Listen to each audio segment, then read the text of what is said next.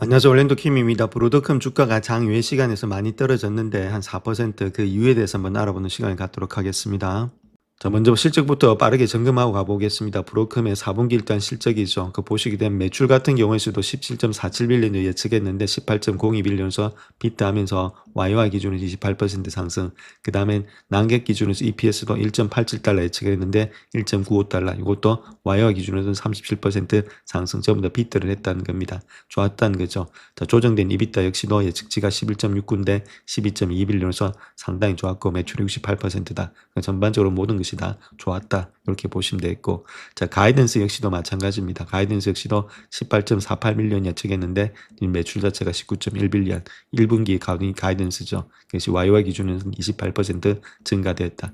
전반적으로 모두가 좋았다. 이렇게 보시면 됩니다. 조정된 EBITDA 역시도 예상 매출이 한 67% 되고 있다. 이렇게 밝히고 있습니다. 자, 그 다음 또 부분별 레이스에서의 퍼포먼스 한번 보겠습니다. 세마이컨덕터의 솔루션 있죠. 반도체 솔루션 역시도 10.74빌리언 예측했는데 11.07빌리언이 나왔고, 그래서 YY 기준은 35% 상승.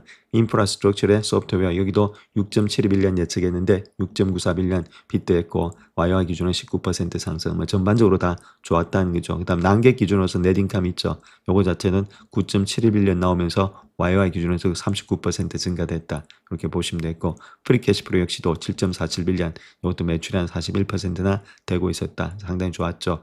캐시프롬 오퍼레이션이 7.70빌리언이었다. 이렇게 보시면 됩니다. 그래서 전반적으로 일단 지금 이제 돈도 많이 벌고 있고 돈이 많이 쌓여져 있다. 이렇게 보시면 되겠죠. 그래서 캐펙스는 아까 말씀드렸듯이 조금밖에 없었고 계속해서 일단 돈이 쌓이고 있는 그런 구조가 되고 있다. 이렇게 밝히고 있습니다. 자, 브로드컴의 손익계산서 한번 보겠습니다. 가장 중요한 것이 일단 매출의 구성 요소 중에서 좀 크게 차지한 부분이 인프라스트럭처 소프트웨어 그 19.2%, 그 다음에 세마이컨덕터의 솔루션 부분이 34.5%입니다. 자, 그 정도 되고 있었고 YY 기준으로서는 28.2%가 좀 증가됐다 이렇게 보시면 되겠죠. 그래서 요 두 개를 합하니까 18,015 정도 되고 있다.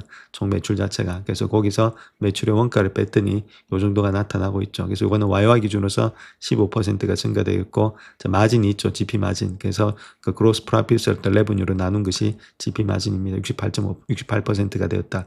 뭐 상당히 좋은 모양이죠. 자, 보통 보면 뭐 지금 엔비디아가 70% 약간 넘어가니까 비슷한 모양이 있다. 이렇게 보시면 되겠고, 그래서 일반 관리비, 그 다음에 R&D 비용은 지금 매출 한 3%, 일반 관리비는 매출 한 6% 되고 있다. 그래서 오퍼레이팅 마진 있죠. 오퍼레이팅 인감이 지금 요 정도 나왔으니까 YY 기준으로서도 62.3%나 증가되면서 OP 마진도 47.7%로서 나쁘지가 않았죠. 그래서 이걸 갖다가 매출로 나눈 건데 요 정도 OP 마진과 GP 마진이 그렇게 나쁘지가 않은 모양이 있었다. 다른 인감 이렇게 했더니 요 정도 텍스 전에 인감이 이렇게 되었고, 결론적으로 와서 넷 인감 자체가 마진이 한 47.3%로서 YY 기준은 97%나 증가됐다. 상당히 좋은 모양이 있었다. 이렇게 말씀드립니다. 자, 브로드컴의 실적 발표부터 한번 보겠습니다. 지금 이제 4.47% 정도 마이너스가 되고 있죠. 잘 나가다가 아무래도 CEO의 발언부터 시작해서 주가가 많이 급락했다. 일단 막판에 조금 올라가는 그런 모양이 있었다. 이렇게 말씀드릴 수 있겠고, 자, 그렇다면 왜 그렇게 됐는지 한번 알아보겠습니다. 자, 그 하락의 발단 원인은 아무래도 CEO 자체의 실적 발표 컨퍼런스 콜 발언에 대한 오해로서 하락세로 전환됐다. 자, 그렇게 밝히고 있습니다.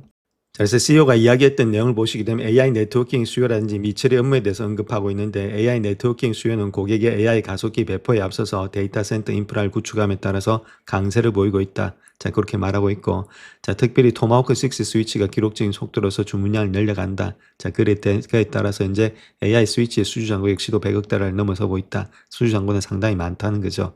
자, 이런 모든 요소와 당사의 노출을 갖다 합치게 되면은 총 수주 잔고는 730억 달러 넘어섰다. 그렇게 말하고 있고, 연결 수주 잔고가 1620달러에서 거의 절반에 해당되고 있다. 그래서 여기서 우리가 봐야 될 것이, 가장 중요한 것이 730억 달러 규모의 AI 수주 잔고가 향후 18개월 동안에 이행될 것이다. 자, 이렇게 말하고 있죠. 이미 지금 이제 공급량이 계속해서 늘어나고 있다는 겁니다. 최대 공급으로서 지금 730억 달러 규모의 지금 수주 잔고를 받았는데, 수요는 계속해서 늘어나는데 과연 더 많은 지금 이제 이런 수요를 갖다가 받아낼 수 있을지, 자, 그게 더 의문스럽다는 거죠. 그래서 지금 이제 요거 가지고는 안 된다는 겁니다. 한마디로 더 많이 받아야 되는데 지금 최대로 공급량을 돌리고 있는데, 자, 그에 따라서 이게 가능하느냐, 더 많이 받을 수 있겠느냐, 더 많이 못 받는 거 아니냐, 자, 그게 문제가 있다는 거겠죠. 자, 그래서 또 이야기하고 있는 것이 지난 분기에 2025년도 3분기에 엔트로픽에서 최신 TPU 아이런우드 랙을 판매하는 100억 달러 규모의 주문을 받았는데 이번 분기 역시도 엔트로픽으로부터 2010년도 말 제품인 지금 110억 달러 규모의 추가 주문을 받았다. 그렇게 말하고 있죠. 그래서 좀 더 일단 관계가 깊어지고 있다. 그런 식으로 계속해서 일단은 백로그는 들어오고 있다. 그 이야기를 하고 있습니다. 자, 그래서 지금 이제 CEO 자체가 계속해서 AI 백로그에 대해서 계속해서 이야기하고 있죠. 자, 그게 아니고 현재까지 확보된 수주 잔고가 730억 달러에 달하고 있고, 또 향후 18개월 동안에 출하될 것으로 예상되는 AI 데이터 센터에 관련된 물량이다. 그렇게 말하고 있고, 현재 시점의 수치이며 해당 기간 동안에 더 많은 수주가 들어온다. 그렇게 이야기하고 있죠. 자, 들어오는 거 아니다. 이야기하니까 계속해서 일단 어느 정도 방어를 하고 있습니다. 3개월 동안 우리가 목격한 것과 같은 예약 증가는 전례 없는 일이다. 그렇게 말하고 있고, 토마호크 6의 스위치 경우는 더욱더 그러하다. 우리가 출시할 스위치 제품의 배포 측면에서 가장 빠르게 성장하는 제품 중에 하나고 속도는 초당 102테라비트 정도가 되고 있다. 자, 그렇게 계속 방어를 하고 있습니다. 그래서 중요한 것은 지금 이제 730억 달러가 다냐, 다가 아니냐. 자, 그게 문제겠죠. 이 수주 잔고 이거 가지고는 안 된다는 이야기입니다. 한마디로. 자, 그랬더니 지금 이제 계속해서 CEO 자체가 말하고 있는 것이 더 많이 들어온다. 현재 시점의 수치이지 더 많은 수주가 들어온다. 자, 그걸 갖다 계속해서 강조를 하고 있다. 이런 것들 때문에 정말로 들어오는지 뭘 보여줘야 될 거 아니냐. 자, 그런 것들이 의문이 있다는 이야기입니다. 자, 그래서 수주 잔고에 대해서 계속해서 이야기를 하고 있습니다. 수주 잔고가 매우 역동적이고 계속해서 증가하고 있다. 그렇게 말하고 있고 6개월 전에는 AI 매출이 전년 대비 26%, 60%, 70% 정도로 증가할 것, 성장할 것으로 예상했는데 1분기에 26%인 것이 지금의 2배로 늘어났다. 자, 그렇게 말하고 있죠. 그 수주 잔고가 상당히 많이 늘어난다. 그 이야기를 하고 있고, 자, 우리 상황을 보여주는 중요한 지표를 본다면 향후 18개월 동안에 수주잔고가 730억 달러인데 730억 달러가 계속해서 증가된다. 자, 이런 변동 있는 수치고 분명히 더 늘어난다. 자, 그렇게 이야기하고 있죠. 근데 늘어난다고 이야기는 하는데 뭐 수치는 나타나지 않고 있죠. 그래서 2020년도에 정확히 어떤 모습일지는 알 수 없겠지만은 그럼에도 불구하고 2020년도는 더욱더 가속화되는 추세가 될 가능성이 높다. 자, 그렇게 계속해서 반복해서 이야기를 하고 있습니다. 자, 그 다음 또 하나 이야기하고 있는 것이 CEO 자체가 고객 소유 공고에 대한 우려 표명을 하고 있다. 그렇게 말하고 있는데 뭐 다른 게 아니라 지금 애플 같은 경우는 바로 일단 지금 TSMC한테 자기들 만든 거를 주고 있죠.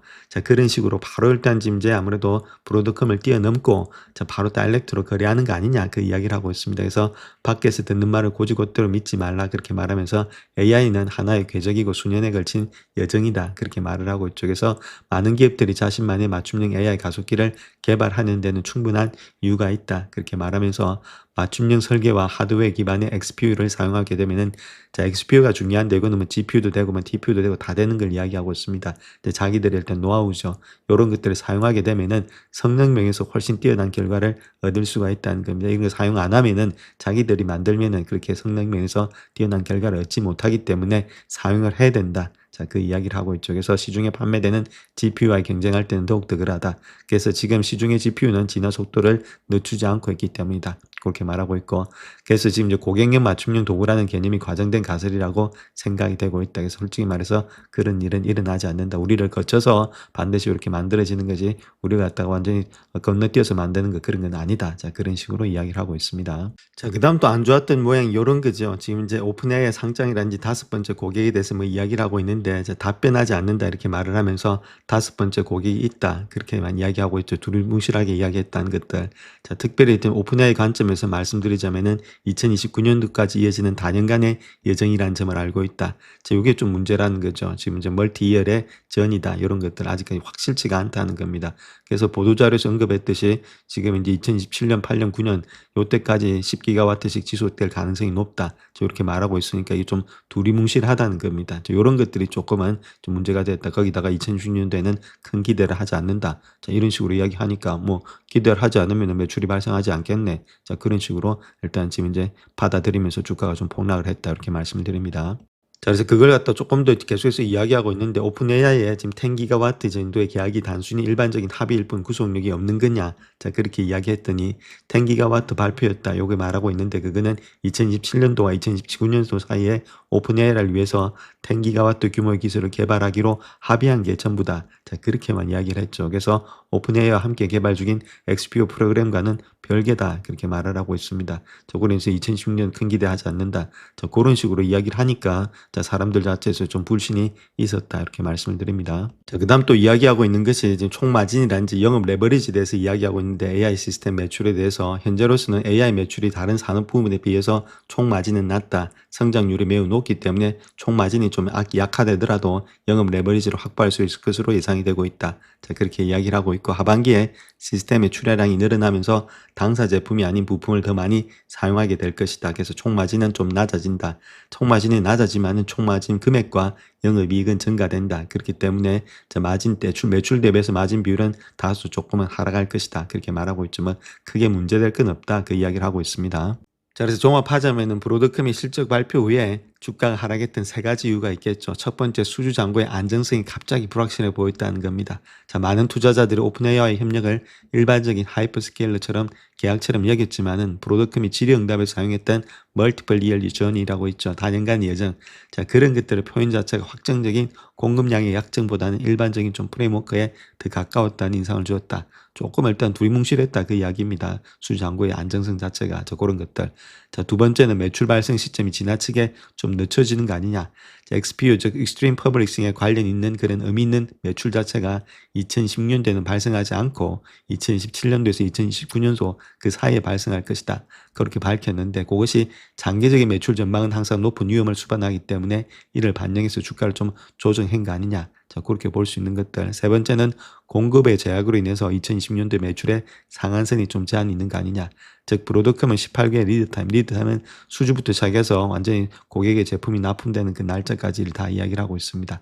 자, 그런 것들을 가진 720억 달러 규모의 수주 잔고를 공개를 했는데 이미 최대 생산 능력으로 가동 중이다. 그래서 수요가 급증하더라도 공급을 갖다가 가속화할 수 없음을 시사한다는 것들. 따라서 하이퍼스케일의 AI 투자의 가장 뜨거운 단계에서 수익을 창출할 수 있는 여지가 좀 제한되는 거 아니냐. 자, 그렇게 이야기를 했죠. 자, 그런 것들이 아무래도 조금은 지금 이제 주가 하락에 염려를 가져왔다. 그렇게 밝히고 있습니다. 자, 그래서 우리가 밸류에이션을 한번 보시게 되면 밸류에이션 자체가 조금 일단 좀 고평가되어 있다 이렇게 보시면 되겠죠. 브로드컴이 일단 48배수 정도 되고 있습니다. 상당히 높게 형성이 되고 있죠. 자, 브로드컴이 가장 많고, 자, 그 다음에 AMD가 39배수, AMD도 좀 많이 떨어져서 40배수가 안 되고 있고, 엔비디아는 26배수, 퀄컴은 14배수. 자, 그러니까 가장 높이 지금 아무래도 48배수라는 말은 조금은 고평가되어 있다는 겁니다. 자, 그런 가운데 있기 때문에 약간 이런 것들이 좀 조정이라는 거지. 이거 자체가 주가가 여기서부터 급락이다. 자, 그렇게 보기는 좀 힘들다. 그렇게 말씀드립니다. 자, 브로드컴의 차트 한번 보시게 되면 요 정도 되고 있으니까 한 388불 정도 되고 있으니까 21선 있죠. 거기서 약간 지지받는 그런 모양이 있다. 그 직전 고점이라든지 이런 데서 어느 정도 지지가 나와줄 것으로 보이지기 때문에 주가 자체가 여기서부터 망가진다. 그런 것 뜻은 아니겠죠. 자, 그 다음에 이런 것들도 양가된 쌍봉이 있으니까 주가는 올라가고 있는데 아무래도 약간의 다이버전스가 나타나고 있는 것들. 자, 거기다 밸류에이션이 좀 높아서 약간 낮아진다는 것 뿐이지 주가 자체가 완전히 끝났다. 자, 그렇게 보지는 않습니다.